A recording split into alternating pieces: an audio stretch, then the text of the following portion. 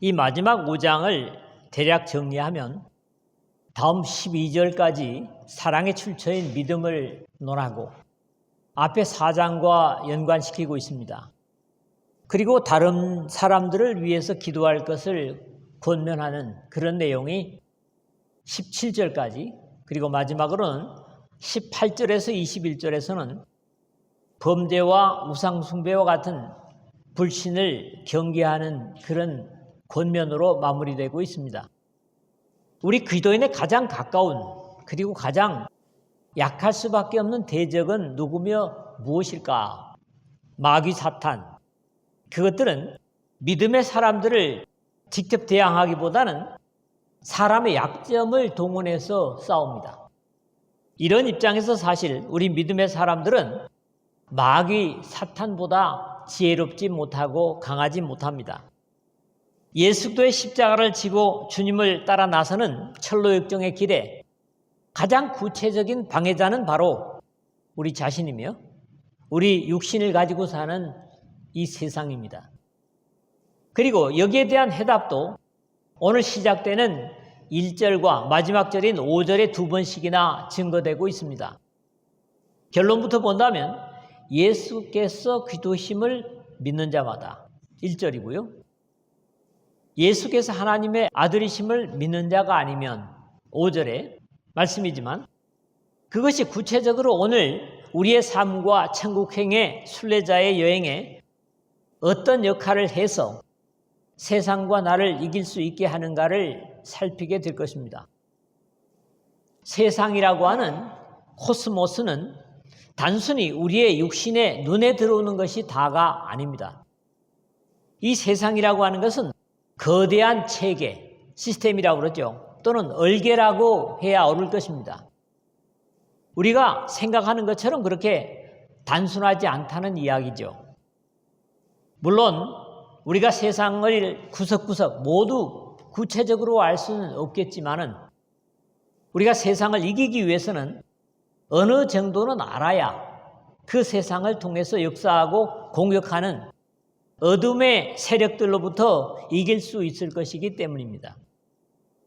무엇보다도 성경은 하나님께서 독생자를 주시기까지 하신 사랑하시는 이 세상이 믿음의 사람들에게는 그렇게 긍정적이지 못하다는 평가를 읽습니다. 하나님의 창조를 받은 세상이지만 창조주 하나님의 창조의 의도와는 반대적으로 역할할 때가 있고 보기에 좋았던 모든 것은 아담의 범죄로 말미암아 중립적인 위치에 있으면서도 오히려 어둠에도 이용당하는 세상의 아픔도 성경은 그대로 지적하고 있습니다. 로마서 8장 19절에서 22절 같은 경우죠. 어쨌거나 영적인 것이 중심인 하나님의 자녀들이라면 당면하는 어떤 것이든지 믿음으로 이기고 말씀으로 정복해서 최종적으로는 하나님께 영광을 돌리는 승리의 믿음을 가져야 할 것입니다. 요한계시록 12장에서도 또 우리 형제들이 어린 양의 피와 자기의 증언하는 말씀으로서 그를 이겼으니 그들은 죽기까지 자기들의 생명을 아끼지 아니하였도다. 11절입니다. 여기 두 가지 이김의 도구를 말씀합니다. 그것은 바로 어린 양의 피입니다. 우리가 약해지고 힘을 잃게 될 때마다 예수 그리스도의 피를 내세울 필요가 있고 그 다음에 그것만으로가 끝나는 게 아니라 증언하는 말씀, 바로 하나님의 말씀입니다. 그리고 자세에 있어서는 죽기까지 자기 생명을 돌보지 않으면서 이것을 가지고 대항할 때 반드시 이긴다 하는 이김의 도구를 증거하고 있고 최종적인 영광은 이긴 자들이라는 요한계시록의 말씀과 같이 반드시 믿음으로 이기는 자로 끝까지 남아야 하나님의 영광의 약속을 누릴 수 있는 그런 언약을 분명히 주고 계십니다. 첫 번째로는 1절의 말씀입니다. 하나님을 사랑한다면 그 자녀도 사랑한다. 그런 말씀인데 4장에서 하나님의 사랑을 기뻐하고 찬양했다면 여기서는 우리에게 그 사랑을 가능하게 한 믿음이 강조되고 있습니다. 결국 요한은 건전하지 못한 이단을 대항하기 위해서는 진리를 튼튼히 붙잡을 것을 당부하는 겁니다. 여기서는 믿음만이 세상을 이길 신앙인의 승리의 도구임을 강조함으로써 하나님의 언약의 견고함을 확신하는 바울의 믿음과 다르지 않습니다. 로마서 8장 31절에서 38절에 절대로 질 수 없는 하나님의 백성들의 삶을 얘기하고 있는데 37절만 인용해 보면 그러나 이 모든 일에 우리를 사랑하시는 이로 말미암아 우리가 넉넉히 이기느니라 증거하고 있고 우리의 승리의 비결이 하나님의 사랑으로 이기게 됨을 분명히 하고 있습니다. 예수께서 그리스도이심을 믿는 자마다 하나님께로부터 난 자니 시작이 그렇습니다. 우리 주 예수 그리스도에 대한 믿음이야말로 어찌 보면 우리 신앙의 근본을 확인해 주는 귀중한 말씀입니다. 앞에 2장 22절 23절에서 거짓말하는 자가 누구냐? 예수께서 그리스도이심을 부인하는 자가 아니냐? 아버지와 아들을 부인하는 그가 적그리스도니 아들을 부인하는 자에게는 또한 아버지가 없으되 아들을 시인하는 자에게는 아버지도 있느니라는 귀중한 믿음의 논리를 증거한 바 있습니다. 이 말씀은 뒤집어도 같은 의미가 됩니다. 하나님께로부터 난 자마다 예수 그리스도이심을 믿는 자라는 말로 1절을 말하는 겁니다. 바꿔도 내용에 별 차이가 없습니다. 마치 요한복음 1장 12절에 영접하는 자 곧 그 이름을 믿는 자에게는 하나님의 자녀가 되는 권세를 주었으니 라는 말씀과도 연결되어지는 귀중한 교훈이죠. 또한 낳으신 이를 사랑하는 자마다 그에게서 난 자를 사랑하느니라 1절 하반절인데 4장 20절에서 21절에 누구든지 하나님을 사랑하노라 하고 그 형제를 미워하면 이는 거짓말하는 자니 보는 바 그 형제를 사랑하지 아니하는 자는 보지 못하는 바 하나님을 사랑할 수 없느니라. 우리가 이 계명을 주께 받았나니 하나님을 사랑하는 자는 또한 그 형제를 사랑할지니라는 말씀의 반복입니다. 여기 낳으신 이가 당연히 예수 그리스도를 이 땅에 보내신 하나님 아버지를 말하는 겁니다. 우리 말에 아내가 귀여우면 처갓집 말뚝 보고도 절한다 라는 말이 있는 것처럼 우리의 운명을 바꾸어 주신 예수 그리스도를 보내신 하나님에 대한 사랑을 당연한 것이고 또 그런 사람은 같은 하나님께로서 낳기 때문이라는 단순한 믿음의 논리를 증거하고 있습니다. 물론 앞에 4장 20절에서 21절에 증거한 사실은 이론적인 증거였다면 여기서는 보다 사실적인 것을 가르치고 있습니다. 여기 전반절에 믿는 자마다는 난자니와 평행이 되고 이 한 구절 속에 난자, 낳으신 자, 또 난자 그리스어로 겟나오, 낳다, 낳아진 수동태로는요 누구누구의 아버지가 되다 그런 의미입니다만은 이런 출생과 낳은 자가 반복되면서 가장 사실적인 계보를 지적하고 있고 또 먼저 난자이신 예수 그리스도를 말했다면 중간에 낳으신 이이신 하나님 아버지의 사랑의 역사로 난자라는 우리 각자가 함께 연결되어지고 있습니다. 앞에서 요한 사도는 너희가 그의 의로우신 줄을 알면 의를 행하는 자마다 그에게 난 줄을 아느니라. 2장 29절에 의를 행하는 자가 하나님께로서 난 자라고 증거한 바 있습니다. 우리가 하나님의 자녀를 사랑하는 이유는 전혀 복잡하지 않습니다. 같은 하나님 아버지로부터 낳기 때문이라고 증거합니다. 형제들이기 때문에 단순한 말로 표현할 수 있겠죠. 두 번째로는 2절에서 3절의 말씀입니다. 하나님을 사랑하는 것은 바로 그의 계명들을 지키는 것이다. 반복적으로 2절 3절에 말씀하고 있습니다. 우리가 자주 이야기하는 신앙의 사실 하나가 우리가 어떻게 하나님을 사랑할 수 있는가 하는 것인데 전혀 막연하거나 어려운 어떤 이론이 아니라 단순하고 사실적인 것임을 이미 요한복음을 통해서도 증거한 바 있습니다. 너희가 나를 사랑하면 나의 계명을 지키리라. 요한복음 14장 15절이고 나의 계명을 지키는 자라야 나를 사랑하는 자니 같은 14장 21절이고요. 다시 사람이 나를 사랑하면 내 말을 지키리라. 23절입니다. 이 세 구절 말씀에도 분명히 말하고 있지만 다시 나를 사랑하지 아니하는 자는 내 말을 지키지 아니하나니 14장 24절에 라고 뒤집어서 증거하는 내용도 있습니다. 이러한 믿음의 논리는 이미 2장 3절에 우리가 그의 계명을 지키면 이로써 우리가 그를 사랑하는 줄로 알 것이오라고 주변에서 감지할 수 있을 것임을 말한 바 있습니다. 요한은 개인에게 보낸 서신에서도 또 사랑은 이것이니 우리가 그 계명을 따라 행하는 것이요. 요한 2서 6절에 다시 이를 강조하고 있습니다. 여기서도 단 2절 속에 계명, 그리스어로 엔톨레, 명령이라든가 또 훈령 이런 의미도 있습니다만 이런 말이 무려 3번이나 쓰이고 있는데 하나님을 사랑한다면 계명을 지킬 것이라 한 것에 우리가 주목할 필요가 있겠습니다. 우리는 사랑하는 사람의 말은 무엇이나 거리낌 없이 따르려고 하는 것과 마찬가지로 하나님을 사랑한다면 구체적인 계명이라고 하는 10계명뿐만 아니라 하나님의 명령하시는 것이라면 무엇이든지 경우에 따라서는 우리 각자의 지적받는 고쳐야 할 것을 당부하시는 훈련까지도 기쁘게 감당해야만 할 것입니다.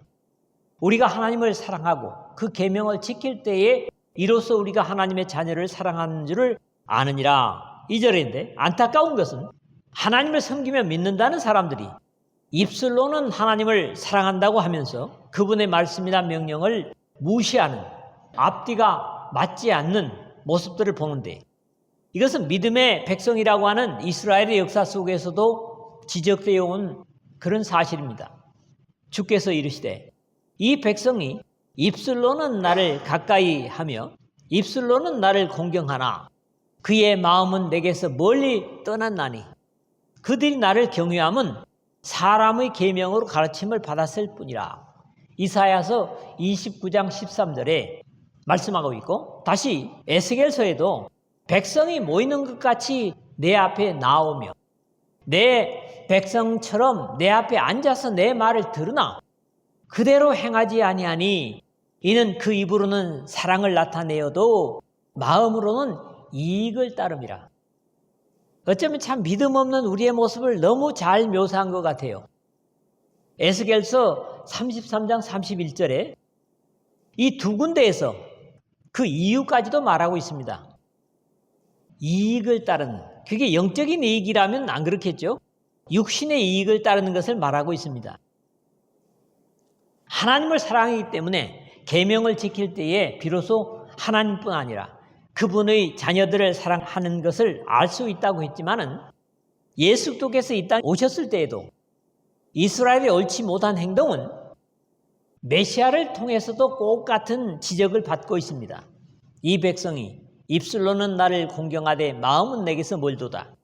사람의 계명으로 교훈을 삼아 가르치니 나를 헛되이 경배하는도다 하였느니라. 마태복음 15장 8절에서 9절에 주님께서 지적을 하십니다. 범죄하는 사람들의 역사는 시간이 지난다고 바뀌는 것 같지 않습니다. 그들이 무엇을 추구하느냐에 따라 그대로 행동에 나타나게 되어 있는 것을 보여주는 예가 되겠습니다. 오늘 하나님을 사랑한다고 고백하는 우리의 모습도 이런 기준에서 판단될 수 있을 겁니다. 하나님을 사랑하는 것은 이것이니 우리가 그의 계명들을 지키는 것이라. 그의 계명들은 무거운 것이 아니로다. 이제 3절에 그랬는데 앞 구절과 다르지 않은 말씀입니다. 다만 앞에서는 우리가 하나님을 사랑하고 그 계명들을 지킬 때에 이로써 우리가 하나님의 자녀를 사랑하는 줄 아느니라 그랬다면, 즉 그의 사람들, 하나님께로부터 난 사람들을 사랑하는 것이라고 했다면은 여기서는 이제 그 계명을 지킴에 대한 경중, 즉 쉬움과 무거움, 어려움, 다른 것을 증거하고 있습니다. 앞에서도 계속 이야기해 왔지만 이스라엘이 하나님의 계명을 기쁘게 지키기보다는 힘겨워했던 이유는 하나님께서 그의 백성들을 사랑하심 같이 그들은 하나님을 사랑하지 않았기 때문이라는 이해를 할 수 있게 됩니다. 우리 주님께서 친히 말씀하시기를 나는 마음이 온유하고 겸손하니 나의 멍에를 메고 내게 배우라. 그리하면 너희 마음이 힘을 얻으리니 이는 내 멍에는 쉽고 내 짐은 가벼움이라 하시니라. 마태복음 11장 29절에서 30절에 하신 것처럼 예수도의 온유와 겸손을 맛보고 주님을 기꺼이 따르려는 사람들에게 예수도께서 주시는 명령이나 말씀은 결코 힘겹거나 무거운 것이 아니었을 것이지만은 주님을 진정으로 자신의 삶 속에 모시는 경험을 하지 못하고 듣기만 한 사람들에게는 주님의 말씀이 거북하기만 하였을 것이라는 그런 말씀입니다. 예수께서 내 멍에는 쉽고 내 짐은 가벼움이라 하시니라 하신 말씀은 절대로 거짓 말씀을 하셨을 이유가 없으십니다. 그럼에도 주님의 계명인 말씀을 순종하는 것이 어렵다면 우리 주님의 속죄의 은혜를 다시 헤아려 볼 필요가 있고 그의 계명을 지키는 것이 힘겹기만 하다면 분명 하나님의 말씀과 나의 삶에 부조화가 있음을 찾아서 해결해야만 할 것입니다. 그렇지 못한 상태에서 주님의 다시 오심을 만나게 된다면 그것은 분명히 비극이 될 수밖에 없을 겁니다. 주님께서 그분의 제자된 우리에게 아버지께서 나를 사랑하신 것 같이 나도 너희를 사랑하였으니 나의 사랑 안에 거하라. 내가 아버지의 계명을 지켜 그의 사랑 안에 거하는 것 같이 너희도 내 계명을 지키면 내 사랑 안에 거하리라. 요한복음 15장 9절에서 10절에 당부하시는 말씀을 듣습니다. 우리가 예수의 말씀을 지킨다면 그것은 당연히 하나님의 사랑 안에 거하는 것이 될 것입니다. 이렇게 하나님의 사랑과 계명은 서로 밀접한 관계를 가지고 있음도 배웁니다. 사랑하면 계명을 기쁘게 지키게 될 것이고 계명을 기쁘게 지키고 있다면 그것은 당연히 사랑 안에 거하는 것임을 확인하게 된다는 겁니다.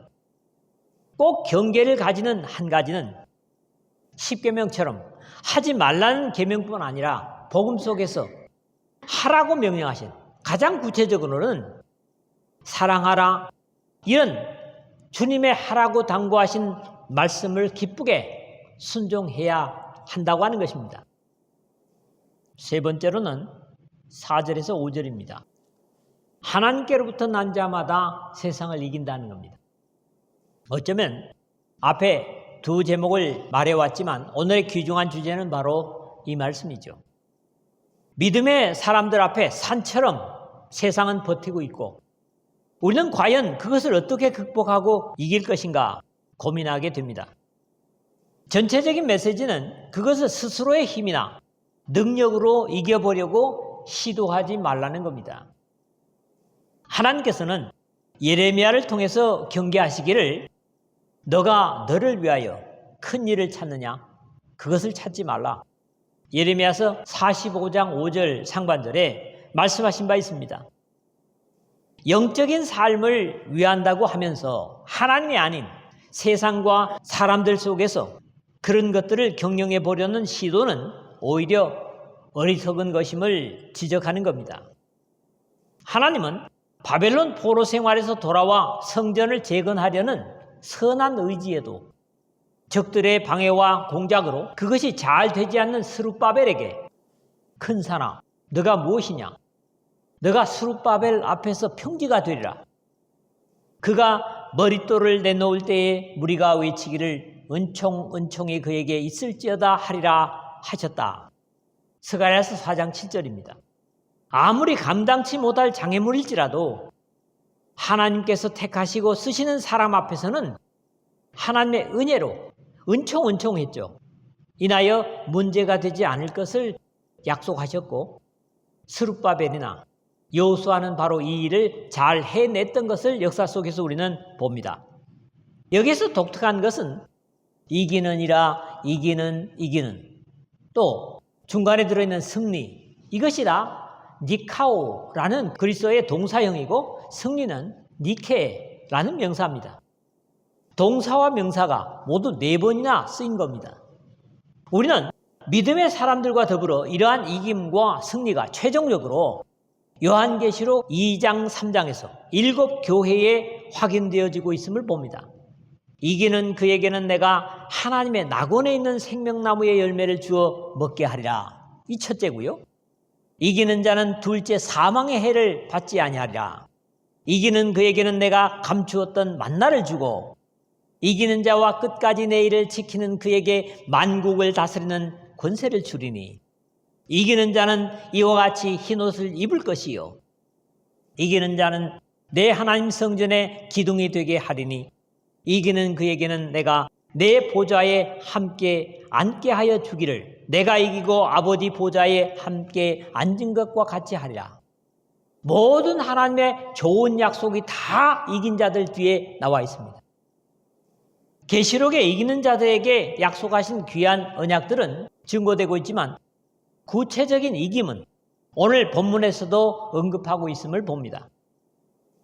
믿음의 사람들의 최후 목표는 이김입니다. 승리죠. 세상을 이기고 자신을 이기고 죄를 이기고 사망과 저주와 형벌을 이기는 겁니다. 그러나 그 이김의 보다 근본적인 출처나 비결을 요한이 제시하고 있다는 겁니다. 무릇 하나님께로부터 난 자마다 세상을 이기느니라. 4절 첫 부분인데 하나님께로부터 난 자마다 세상을 이긴다는 그런 확인입니다. 쉽게 말해서 하늘로부터 거듭난 자는 출처가 하나님으로부터이기 때문에 세상에서 난 자가 이길 수 없었던 세상을 이길 수 있을 거라는 확인입니다. 바울 사도는 이 하늘로부터 난 자, 즉 위로부터 난 자들에게 그러므로 너희가 그리스도와 함께 다시 살리심을 받았으면 위의 것을 찾으라. 거기는 그리스도께서 하나님 우편에 앉아 계시느니라. 위의 것을 생각하고 땅의 것을 생각하지 말라. 골로새서 3장 1, 2절에 당부를 주고 있는데 삶의 가치 변화를 확인하는 내용입니다. 더 이상 세상의 가치를 찾으려고 하지 않는다면 세상에 이권이 없기 때문에 타협할 필요가 없고 치열한 싸움을 싸울 필요가 없게 될 것이기 때문입니다. 당연히 이런 사람에게 주어지는 같은 당부가 내가 이르노니 너희는 성령을 따라 행하라. 그리하면 육체의 욕심을 이루지 아니하리라. 갈라디아서 5장 16절의 말씀입니다. 이러한 사람의 찬송이 주 안에 기쁨 누림으로 마음의 풍랑이 잔잔하니 세상과 나는 간 곳 없고 세상과 나는 없고 구속한 주만 보이도다. 288장 3절의 찬양으로 고백이 될 것입니다.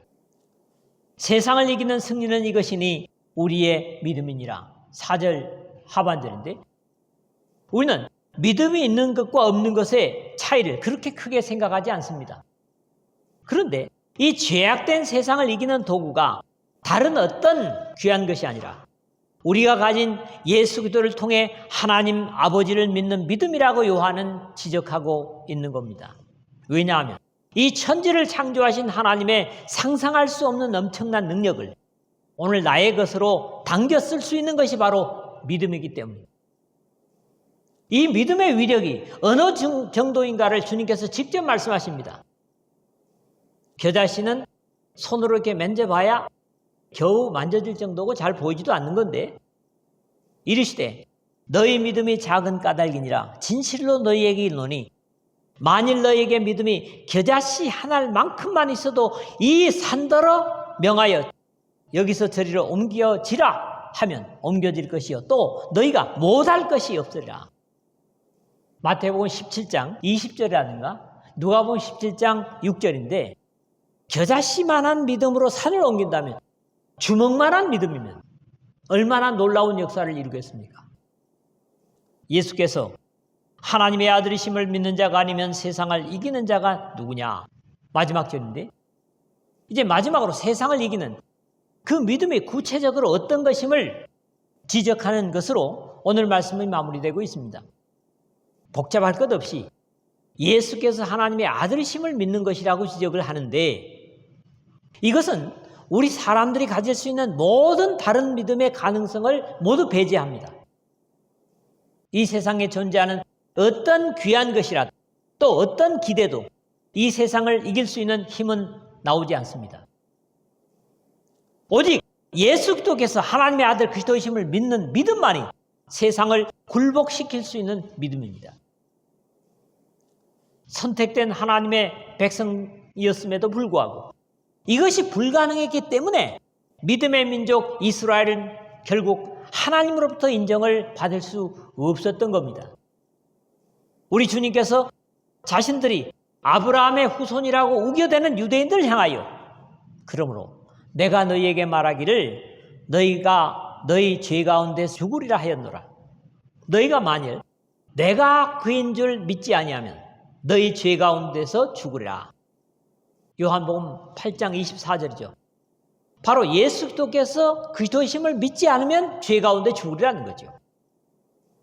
예수 그리스도께서 하나님의 아들이심을 믿는 것이야말로 유일한 죄의 해결이고 모든 절망을 무너뜨리는 승리의 비결인 이유는 하나님께서 이 인류의 죄와 저주의 유일한 해결책으로 예수 그리스도를 주셨기 때문입니다. 그래서 예수가 가장 귀한 겁니다. 세상은 또 이러한 증거를 독선이라고 대항하지만 그것이야말로 이 세상을 뒤에서 조종하는 어두움의 세력들, 세상 주관자들의 사주를 받는 주장일 뿐입니다. 말씀을 맺습니다. 우리가 하나님으로부터 다시 나는 방법은 예수 그리스도를 믿는 것뿐입니다. 이러한 하나님의 명령에 충실한 자라야 역시 같은 하나님으로부터 난 자들을 사랑할 수 있습니다. 하나님을 사랑하는 것은 사랑을 포함한 주님의 계명을 지키는 것뿐입니다. 참으로 하나님을 사랑할 때 하나님의 계명은 우리에게 순종하기 무거운 것이 아니며 마태복음 11장 30절에 주님께서 말씀하신 대로 주님의 멍에는 쉽고 주님께서 지우시는 짐은 가벼울 것입니다. 세상을 이길 수 있는 힘은 위로부터 하나님께로부터 나지 않으면 불가능한데 예수께서 하나님의 아들이심을 믿는 자만이 세상을 이기고 죄와 유혹을 이기고 자신을 이기고 하나님의 영원한 영광에 들어갈 수 있을 것입니다. 여러분들이 꼭 같은 요한이 주장하는 이 믿음을 가짐으로 한 사람도 은혜에서 나고자 되는 사람들 없기를 주님의